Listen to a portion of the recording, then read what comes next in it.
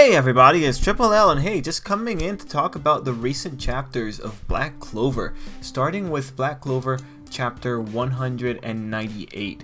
Okay, suffice to say, like, cool stuff has been happening. We got a new villain popping out, we have the machinations behind the plan popping out, and it's just really interesting when we have these situations because this is kind of the culmination of one of the big Black Clover storylines, and I'm just liking how things are coming together.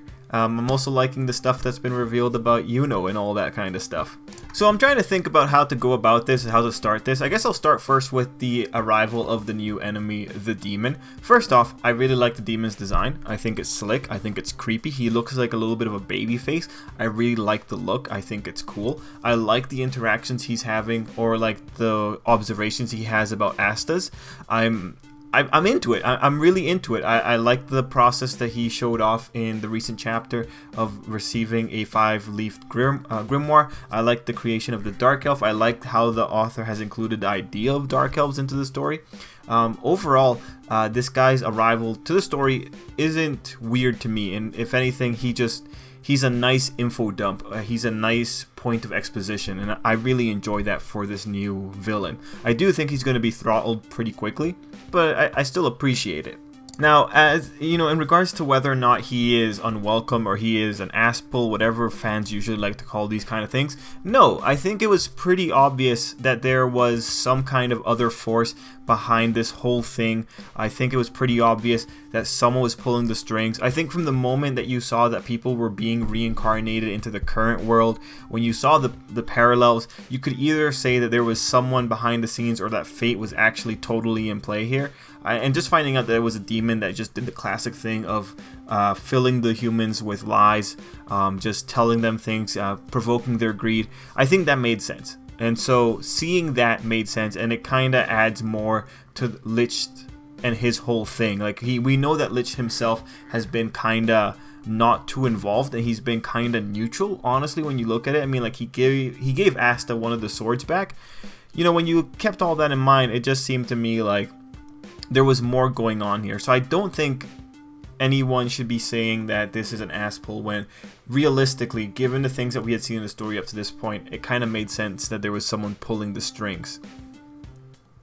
Now, one of the things that this character brings in that I think is worth talking about is specifically the villainous monologues. And it's kind of two things. I'm of two minds on this. I don't really like it when villains just spew their plans. I don't like it when they just talk to everyone. There's usually the justification that the villain is doing it because, oh look, the villain is just so prideful or so drunk in its own power that it doesn't care what it says. It really simplifies the story. It puts things in very black and white perspective. Like, it's very clear to know that after you see this, what's the guy's name, Patry or Fake Lich, after you have the demon's monologue, it's like, okay, yeah, now we know 100% you were very much in the wrong here. Like, 100% you were very much manipulated. It makes things clear. It properly points out who was being stupid and who was being correct and who was being hasty.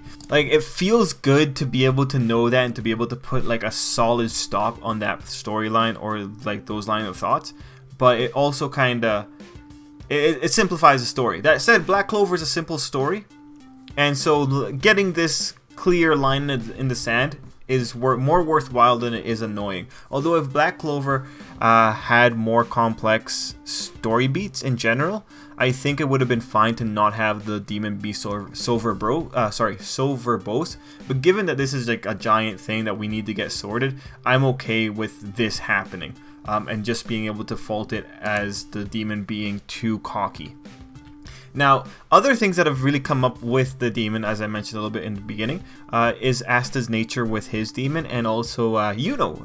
Yuno in this, I've had a lot of it's been kind of tough for me to figure out what exactly was Yuno's elf. Like, what elf came into him. So I like that this demon is able to confirm that for us, and I have like the little panel right here that he says it, that Yuno is the destined one who houses the hybrid of the child of elves and humans. So I really love that, man. I really like that was confirmed to us, and then I like that he also talked about Asta and Asta being weird. So You know, but these previous chapters, we've seen Asta and Yuno like working together. Like Asta's the left, or sorry, the right, and Yuno is the left in terms of their powers. We had that really nice double page spread of those two working together. I really loved it, man. I thought it was cool. I thought it was slick.